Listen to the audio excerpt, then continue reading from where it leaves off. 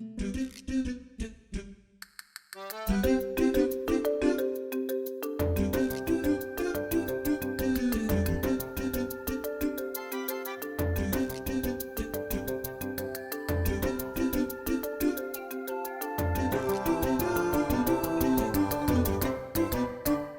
its broadest current definition, the Gulf of Guinea stretches from Cape Las Palmas to the south of Angola in the Namib River.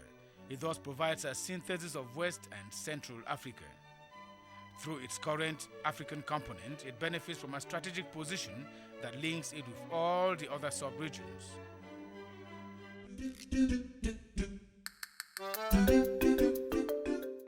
It is a regional entity being upgraded geo-economically and confirmed as active area in the geo-economic divisions of the 21st century.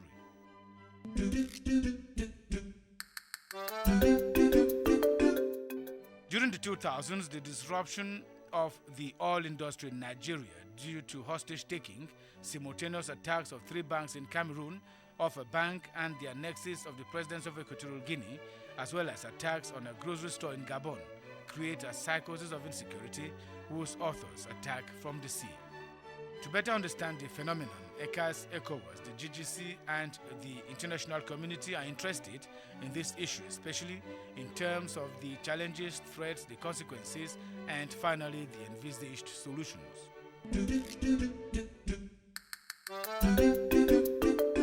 At the planetary level, the Gulf of Guinea is an important area for biodiversity, with ecosystems particularly favorable to bird nesting, as well as a preferred area for protected species of the fauna and the flora. The Gulf of Guinea is a large network of strategic communications routes. Recent studies show that 70% of the global population live along the coast and that 90% of trade is conducted by sea. In economic terms, the Gulf of Guinea has abundant natural resources that generate a lot of envy. Gas and oil are the most important. Oil is the natural resource that makes the Gulf of Guinea the first oil region of Africa with an estimated 100 billion barrels. The Gulf of Guinea also has fishery resources estimated at 1,055,000 tons of fish reserve and a production of about 600,000 tons per year. Fish is vital for food security and represents 41 to 64% of animal protein intake.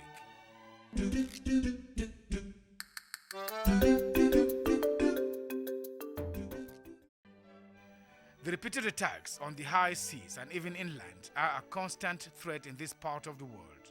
Thus, piracy requires, however, a redefinition in relationship with the states of the Gulf of Guinea. The diversions of tankers whose cargoes of crude oil are taken to pirate refineries are the work of a crime syndicate operating in the Gulf of Guinea. The kidnapping of oil operators for ransom is also perpetrated by fringe groups as a sign of dissatisfaction of local residents due to the misallocation of resources or because of the destruction of their natural habitat. Retaliation against the destruction of nets of artisanal fishermen by large trawlers. Over the last 3 years, there were 197 attacks on the Gulf of Guinea, including 46 in 2009, 38 in 2010, 53 in 2011, and 60 in 2012. In percentage terms, the attacks of 2012 are divided as follows: 45% in Nigeria, 25% in Togo, 8% in Côte d'Ivoire, 5% in Guinea-Bissau, 3% in Ghana, 3% in DR Congo, 3% in Congo, 3% in Benin, 2% in Sierra Leone, and 2% in Cameroon. Illegal fishing is also a major threat. It may ultimately prove to be a source of instability. Threats from illegal fishing are characterized by too much industrial fishing practiced by a large number of illegal fishermen, especially foreigners who fish uncontrollably in the Gulf. The transshipment on the high seas of fishery products that do not benefit the states. Drugs, arms, and human trafficking, which are recognized as transnational crimes. The mismanagement of the port system and the lack of modern lighting to the input channels represent a threat to the breadbasket of households, despite the subsidies of governments on certain basic foodstuff. Drugs from Latin American countries are embarked on large industrial trawlers and transit through sub-Saharan Africa, where the state is completely absent at sea. In 2010, 18 tons of cocaine representing some $1.25 billion came directly into the countries of the Gulf of Guinea or have transited through them before being transported to other continents.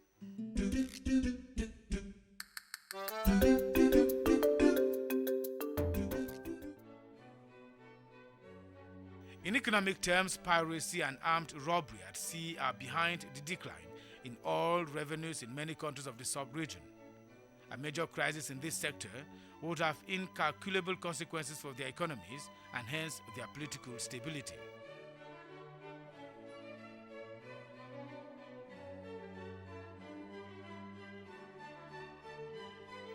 Fishing accounts for about 47% of GDP in some countries of the Gulf of Guinea, which countries would not have been able to cope had the activity not benefited from emergency measures.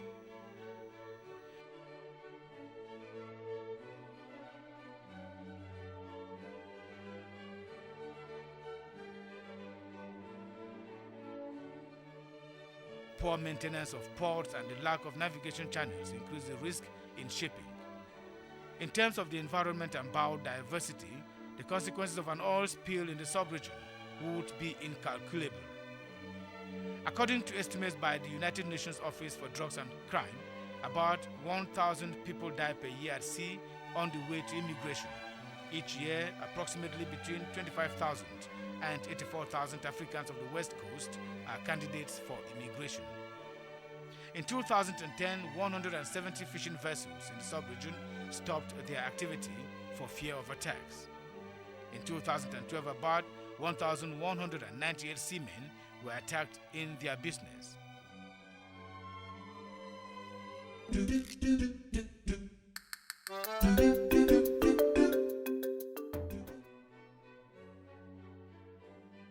Actions have already been taken and other solutions are possible. Politically, important reforms in the field of maritime safety and security, including 6 in particular, namely maritime governance, maritime economics, maritime defense, maritime security, maritime recovery and response, as well as maritime jurisdiction, are necessary for a comprehensive understanding of the problem.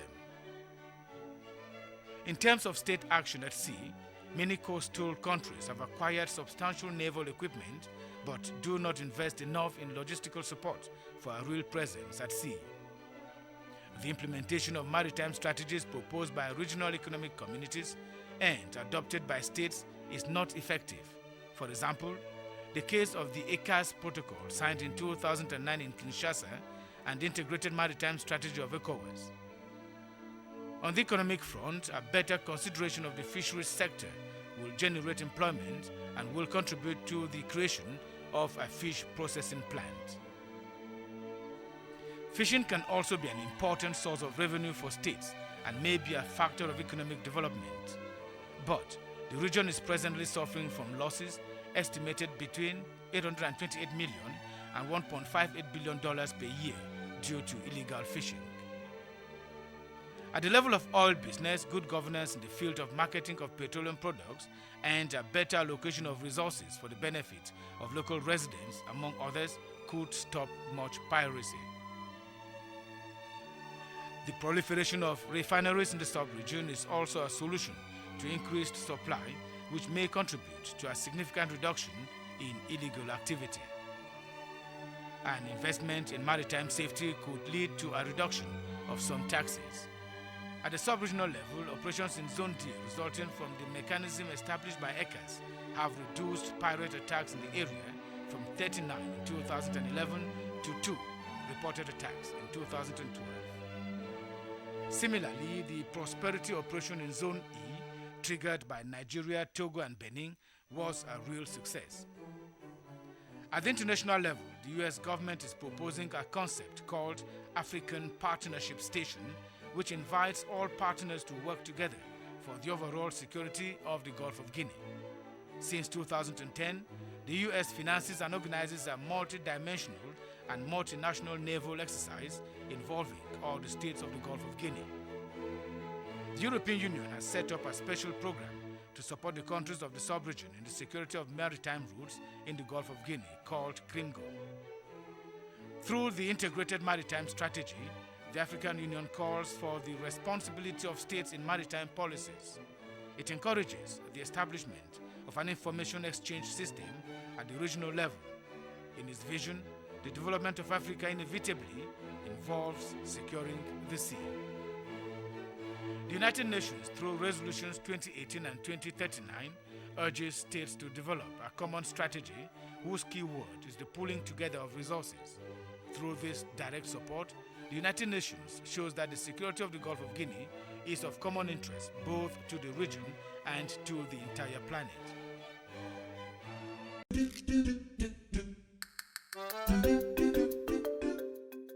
As a response to the call for the United Nations, a steering committee was established with the mission of developing a draft ECAS-ECOWAS GGC common strategy on maritime safety and security underpinned in the draft project of the Declaration of the Heads of State.